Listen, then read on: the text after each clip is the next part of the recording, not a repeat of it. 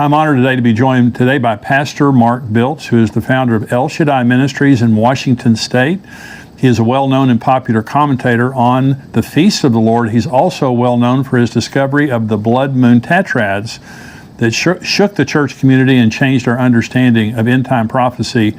Mark has authored several best-selling books, including the one we'll be talking about today, Decoding the Antichrist and the End Times. Pastor, thank you for joining me today. Well, thank you so much. I appreciate you having me with you. Well, I have learned much from you, beginning with blood moons. That's another show we're going to be talking about. But this book, Decoding the Antichrist, which I just finished reading, I absolutely love it. And it's very theological. It does help, and we're going to talk about an amazing truth that you uncover in your book about decoding the Antichrist. This is we're living in a world where the Antichrist spirit is palpable. I mean, you don't have to use your imagination to just see what's happening against Christianity, against the Word of God, and against the person of Jesus Christ in our society. So talk about just why you wrote the book and kind of why that was on your mind. Sure, for several reasons. One of them is because the Bible says that many will be deceived, if it were possible, even the elect. And I believe we're living in the times of the Antichrist. And we know that refers to lawlessness. And when you look at all the lawlessness that's going around in society today, you can't help but know we're living in those very times. Yeah, absolutely. Now, you talked about what I was fascinated by in the beginning of your book. You talk about the Jewish understanding of the end times and even the Antichrist versus the Muslim understanding versus the Christian understanding. Now, that's fascinating because they're similar, but they're very different. We want to talk about that for just a minute? Sure. One of the things that's interesting in the Muslim theology, they believe in the Mahdi. And they believe that at the end times, everyone's going to become Muslim, and they're going to worship the Mahdi, and Jesus comes along and he dies, and then he's buried, but the Mahdi is going to be their main Messiah. They also have the Dajjal, an Antichrist, that they're going to be running from, and they have cities of refuge. And I think what's fascinating to me is as you study the Muslim view of end times, the Jewish view of end times, the Christian view of end times, it's like everyone's Antichrist is the other group's Messiah.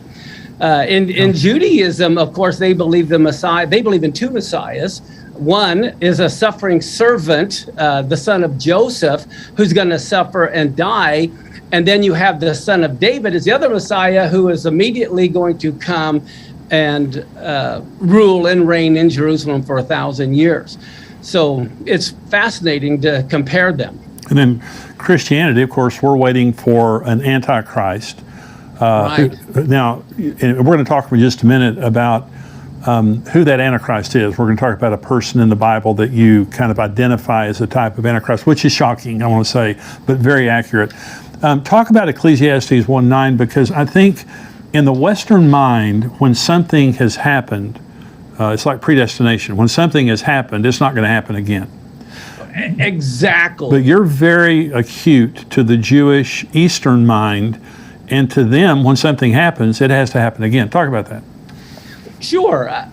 What it says there is that which has been is that what will happen. What's been done is what will be done. There's nothing new under the sun. And so for me, we have to realize that history repeats itself. So often in Christian prophecy or prophetic thinking, they think, oh, it's happened, it won't happen again, let's move on. That's a Greek mindset, as if prophecy is like a checklist. But what you have to remember is if it happened before, it's going to happen again. It's more like a spiral going up where you have a different perspective. The events may change, the players may change, but it's the same thing happening over and over. Many people don't know, but Matthew 24, which is a famous end time chapter, as you very well know, actually is a story of Hanukkah happening again. That's absolutely amazing. So explain Hanukkah, and this, because we're in that season right now. Talk about Hanukkah and how all that happened. Sure. Hanukkah happened, first off, many people say Hanukkah is not in the Bible. It's all over in the Bible. Yeah. First off, Hanukkah just means dedication. And they dedicated Moses' tabernacle. They dedicated Solomon's temple. They were all Hanukkah. Well, in 167, 168 BC is when Antiochus Epiphanes with the Syrian Greeks set up the abomination of desolation in the temple. And this is, you'll notice in John chapter 10, Jesus/Yeshua, he kept the Feast of Hanukkah. Many people don't know, but it says it was the Feast of Dedication. It was winter. He was in Solomon's porch. Well, that's Hanukkah. Yeah. And so even Yeshua was there at the Feast of Dedication. And I believe that's when he was conceived. And also it was during Hanukkah that the flood rain stopped and the rainbow first appeared. Wow, that's amazing. So if it happened before, it's going to happen again. You talked about Haman and Purim. Yeah. And so talk about that for just a minute. Sure. There's a big difference between Haman and Purim versus Antiochus Epiphanes and Hanukkah. If you remember, this is all about the book of Esther, is Haman and the Feast of Purim. Well, if we don't understand Purim and Hanukkah, we won't really understand what prophetically is going to be happening again. Haman, the big thing for him was annihilation.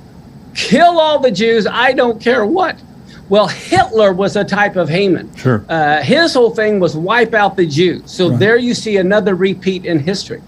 Well, after Haman, we have the story of Hanukkah. Well, Hanukkah is all about assimilation versus annihilation. So for them, hey, look, you can keep your Jesus, you can keep your God, but you have to ultimately also worship this God that we are presenting.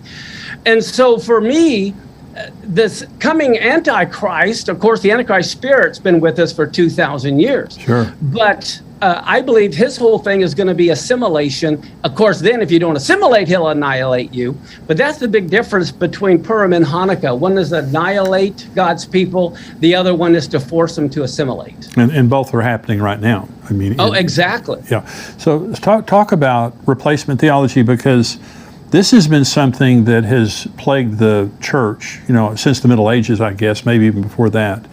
But replacement theology is rampant in the church today. I was noticing that George Soros sponsored a group in America that their job was to turn young Christians against Israel. And so there has been a concerted effort around the world, and certainly in America, to turn people against the Jews, especially church people. And so talk about replacement theology and the dangers of replacement theology. Oh, I'd love to. The thing about replacement theology, it teaches that the Christians have replaced the Jews. Right. Well, if you remember the story back in Genesis, Ephraim and Manasseh, Joseph's two children, were grafted in one sense, to Israel. He said, look, these are going to be my sons, and anyone after them will be yours.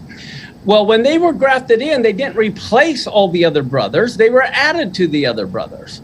Well, it's the same thing today. The church can never replace Israel. One of the things that's so sad, if you remember, at the golden calf, God was going to destroy Israel. And Moses got up and said, no, don't destroy him, because then the Egyptians and the rest of the world will say, either you were a liar or you were impotent and couldn't do it. Well, for Christians today to say that God couldn't do it and we've replaced Israel, then Christianity today is saying God was a liar because he can't fulfill his covenant, or else he was unable to. Right. So that's one of the most horrible things about replacement theology, is what it says about God. That's right. Well, Martin Luther was anti-Semitic. And totally. Hitler got much of his inspiration of the final solution from Martin Luther. And so, the danger of this, and I tell people the story of how I fell in love with Israel. I grew up in Texas, in West Texas. I never knew a Jew, and I had never heard of Israel. And I got saved when I was 19, and my wife and I went into a Christian bookstore, and I saw a poster on the wall that had a menorah, and it had one word, Israel. And it's like I had seen the most beautiful woman in the world, and I fell totally in love. And I went up to the manager of the bookstore at the counter, and I pointed over to that poster on the wall, and I said, I didn't know how to say Israel. I thought it was Israel. And I said, that Israel thing on the wall, what is that? He said, well, that's Israel. And I said, I don't know what that is. He said, well, it's a country in the Middle East. I said, okay. And he said, well, that's where Jesus lived. And I said, really? He said, yeah. That's how I fell in love with Israel. And so I didn't know anything about it. I mean, it was totally 100% madly in love with Israel. So the first time I heard someone make a comment against the Jews, it was just like you're talking about my mother. You know, you're just talking about someone I love. So it was a supernatural experience for me, but I've been shocked by how much of the church has been affected by this. And I was at a funeral last week, Marcus Lamb's funeral, the Daystar Network. Right. I was at his funeral. Pastor John Hagee was talking, and he loves Israel very much, and he said, the most important promise in the Bible is, I will bless those who bless you, and I will curse those who curse you. And you look at world history, there has never been a nation in the history of the world blessed that cursed Israel or came against Israel. And of course, this week, the United Nations has sent 6 different censures against Israel. And it's interesting that we see the tornadoes in America. There's a correlation between acting against Israel and some of the natural disasters we see. Now, I want you to talk about Shmita. Now, this is absolutely, I want to talk about Solomon, and I want to talk about Shmita for the rest of the program.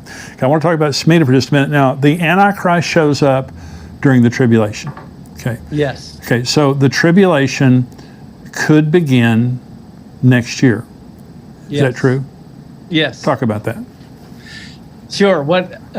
I think pretty much every one of your listeners are familiar with the book of Daniel and Daniel's 70 weeks.